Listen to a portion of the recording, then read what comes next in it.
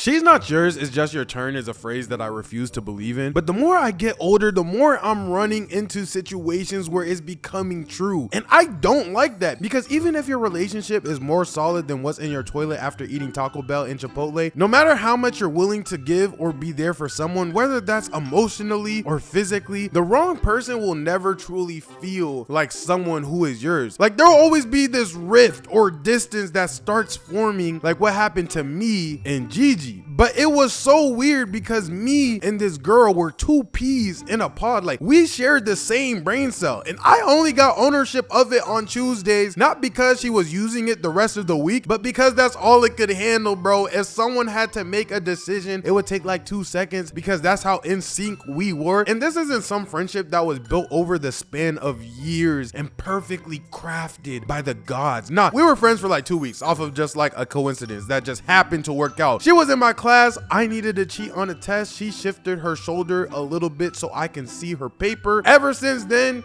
we might as well have been married, bro. That's my homie. That's my shorty, Gigi. And I know how this typically goes with relationships like ours. People fall out with each other quick, but the problem is y'all don't know how to keep it player. Like, you stalk every shorty within a 12-mile radius. Shorties be using dudes for gains. Dudes be using shorties to try and hit, and everything in between that is a fake interaction. And we wonder why this generation has social anxiety and be awkward. We're scaring the hoes away while being the hoes. Not every shorty needs to be ran down on. Not every guy needs to be beneficial. And who knows, maybe over time something real special could happen between y'all coincidentally, like how it be like on one of those love movies or something. I don't know. I'm a hopeless romantic. I can't help it. And honestly, I think Gigi was too. I always felt as time progressed, slowly but surely, things were starting to spark. Like I said, we were cool. We both didn't want to make anything weird at all, so we kept it strictly from a friendship perspective. But I will say, it was just kind of in random moments. Some moments just seemed a little bit more intimate than other moments did. I don't know why that felt like that, but it really felt like some moments were just a little different than other moments. But other than that, it was cool, calm relationship. Okay, we didn't want it to be nothing crazy, just wanted to be chill vibe. You feel what I'm saying? Now, what those sparks meant,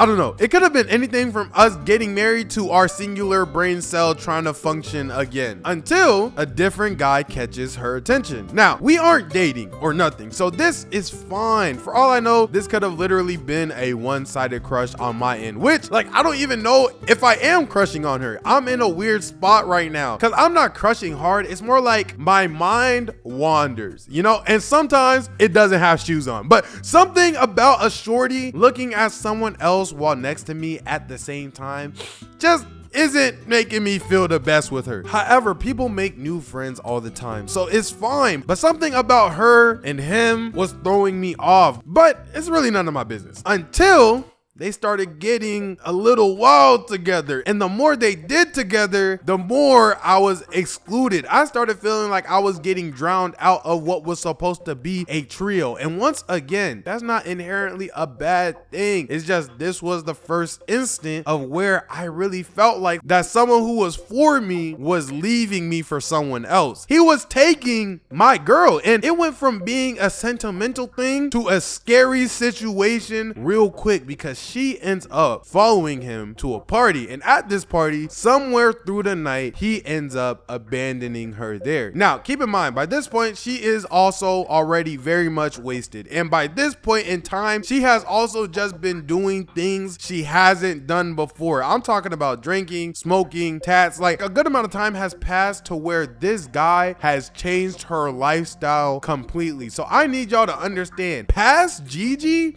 isn't the Gigi I'm talking about right now. And nobody ever wants to hear that they are changing, but I feel like as her homie, I should at least tell her in the nicest way possible that she's doing things that could be dangerous, like driving under the influence, because she calls me and explains this whole situation, and I'm over here panicking because I don't have a car or the money to get her home safely. She is drunk. We're both underage. She's talking to me on the phone, explaining essentially reiterate everything I told y'all just now. And I hate not being able to help, bro. It's one of the things that I care about the most is if somebody I care for, like her, is in a situation, I want to be able to assist you. Like, we've been through a lot in this 2-week friendship, okay? I don't want to even contemplate the fact that I'm going to lose you. You feel what I'm saying? But the thing is, I don't understand the full scope of the situation. So I'm trying to hear her on the phone just explain everything that's going on. And all of a sudden, I hear her car turn on and I'm like, there's no way you're driving home right now. Please call your parents. Now, obviously, she's not gonna call her parents. She actually has a horrible relationship with her parents, but at this time, it was all I could think of to help her. And I think because of the many conversations we had together and how much she knows that I knew that she hates her parents, she got mad at me for even suggesting the option. So she snaps on me. You can't tell me what to do. You're not the boss of me. This, that, and the third. I'm like,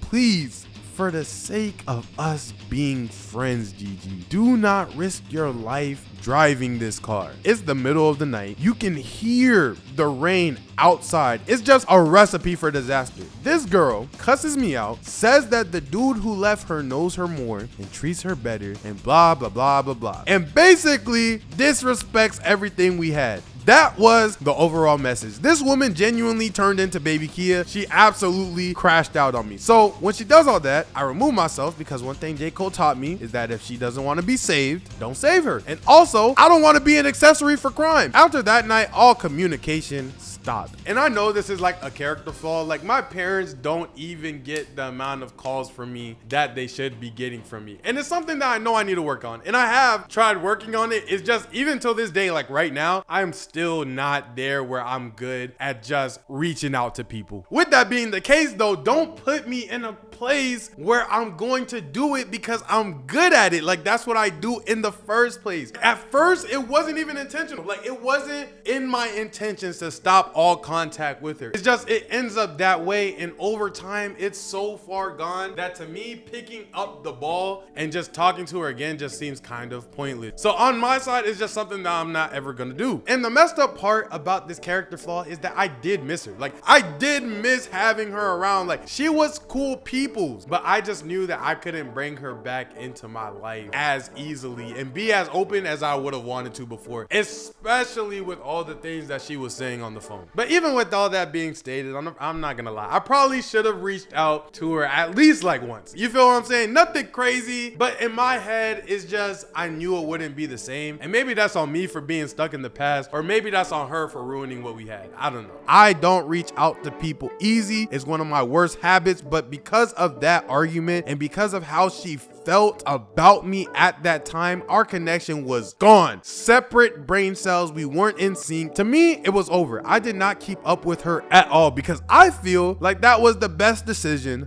for both of us. Well, she didn't feel the same way because I wake up to this SAT level paragraph in my messages years later. Like, this is an old story, guys. In the messages, you know, she takes some accountability in there and, you know, she apologized in there as well. But what stuck out to me and the point of this video is that after this incident, she went to get help for herself, which in doing so, she really leaned onto her parents for help, because in between the time where we stopped talking and when she sent this message, she was in what she described as a very dark place. And her parents took it upon their shoulder to help her past all of her vices, which ended up not only making her closer with her parents, but repairing a broken relationship between them. I could only do so much for her because I am just a friend at the end of the day. But I saw her slipping and falling further and further down. And the more that I wanted to reach out to grab her, the further she kept going down. And on top of all else, even in that small period where you could see them slipping in your friends, it's still hard to communicate to your homie that, like, hey bro, you're slacking, you're not acting like you, because you don't ever want them to get offended. So it's like, that's a whole thing for me. But if I do have one regret, it would be the fact that I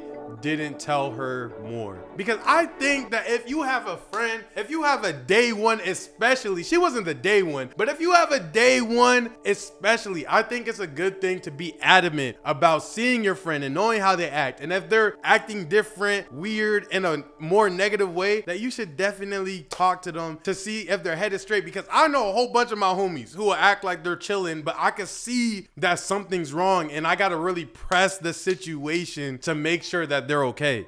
And I'm not gonna lie, especially in your younger years, people get mad over stuff like that, like often. Like, people don't like being pressed, especially if they're trying to act like nothing changed or that everything's fine. Even if they get mad, even if they're tight about it, bro, at the end of the day, it's all out of love. It's all out of, we care for you. You feel what I'm saying? We just don't want to see you goddamn jump off a balcony GTA style. You feel what I'm saying? We just don't want to see you uninstall, self-delete type stuff, bro. So that's why these days I'm a lot better with like approaching those situations, because at the end of the day, the whole perspective just comes from the fact that as your homie, I care for you, bro. Like, even for her parents, it was a great time to show that they care too. Like, they stepped in and did exactly what they needed to do. And I'm pretty sure that did a lot to her, like mentally, for her parents' relationship dynamic inside of her head. Because you got to think about it. A lot of kids want to be cared for, and a lot of parents do try, but sometimes it doesn't feel like it's enough. So for her to feel like it was enough to the point where it completely changed their relationship, oh, they probably spent so much time together. Thinking about what it could be like hospital visits or like therapy sessions, the drives over there, the drives back, which to me, I'm like, damn, I'm really happy for it. And while I'm sitting here just thinking about it, it's like, if it wasn't for the random guy, if it wasn't for her messing up, getting into that situation, she wouldn't be in this arguably better position that she is in right now, which makes me think like, yeah, it was just my turn, but it was just her turn too, in the sense that after her, I've gotten only better people around me that I may not have had with her here. And because of that, I got to meet so much amazing people, to the point that if I listed down every single person that I met directly after not talking to her anymore, you would have thought that I hated her, because it would have sounded like I was doing too much. And speaking of hating her, I also just wasn't tied down to, no offense, all of her girl problems, her girl issues and things of that nature, which was great because it gave me more time on my own hands to start finding more healthy relationship dynamics. Things where when I talked to them, it felt better than when I talked to her. And I definitely learned my lesson to not put myself into any positions where it felt like a girl I was talking to got stolen. You feel what I'm saying? I'm not saying I still haven't got my girl stolen. I mean, I don't know if you guys seen the horror video or not, but like, it just took me out of the position to where, as she not like my girlfriend, I shouldn't be feeling like she got stolen in the first place. And that's why I keep saying I did learn a lot by being away from her. Like, life keeps going, life keeps rotating. It's gonna get better eventually. Fall down once, get up twice. Like, it was good times. So don't get hung up in the past, okay? People are gonna come and go out of your life, and that is 100% fine. The thing is, it's actually something that you should learn from, so that way when the next time that it happens, you're more in a position to be able to handle those feelings, to handle emotions. Obviously, every person is different, but that doesn't mean that things that you learn over here can't be applied over here. And ultimately, it will make you just a better and happier person if you just learn how to just appreciate them for the moments you had type shit. You know what? Through the conversations that we had together, talking to her made me realize that she ended up seeing the same thing in her time off when she was focusing on herself. She saw the same things that I started listing out just now, which is fantastic, because you don't understand how much people can have all the time in the world and they just choose to not mature to any degree. So it's so refreshing, bro, to see somebody actually mature, bro. That jump was great, because this random girl that I only knew for 2 weeks became this core life lesson for me, bro. It just goes to show you never know who you're gonna meet, how long you're gonna know them, and how important that person could be to you, because that ended up meaning something to me. Side note, by the way, we never figured out what happened to the guy that night. Like, we don't know. He's fine. He's alive. You feel what I'm saying? But in terms of what happened that night with her and him, yeah, we don't know. Like, she tries to reach out to him, but he doesn't answer her text messages or anything. I don't have his info. I kind of feel like something might have happened between between him and her. But like, that's really not my information, nor is that my business. You feel what I'm saying? Maybe she is keeping secrets. I don't know. But sometimes it's just like better to let things be what the things are being. If she was ready to tell me, I feel like she would have just told me. So the fact that she didn't bring it up, the fact that we didn't dive deeper into what actually happened that night, outside of her in the car and the drunk situation and this, that, and the third, I feel like she could have it. Because especially bringing up old stuff from the night of the things that happened, I don't even know what that could do to her. I don't want her to go crazy or like relapse or something like that. That was in the past. It was a long time ago. Hey, shorty, live your life. You feel what I'm saying? Because like, as I'm talking to her on the phone, I could genuinely see it. Like, this girl is not in the same place that I remember her being in the last time that I talked to her. And just seeing that from her, bro, kind of put a smile on my face, I'm not gonna lie. And she's arguably in a better place in life than if I had stayed by her side. You see what I'm saying? Like, it may just be your turn, whether it's your ex, your friends, a job, whatever it is. But at the end of the day, what's for you is always going to work out for you in the end. So worry less and enjoy your moments. With that being said, it's a wrap. Fade to black.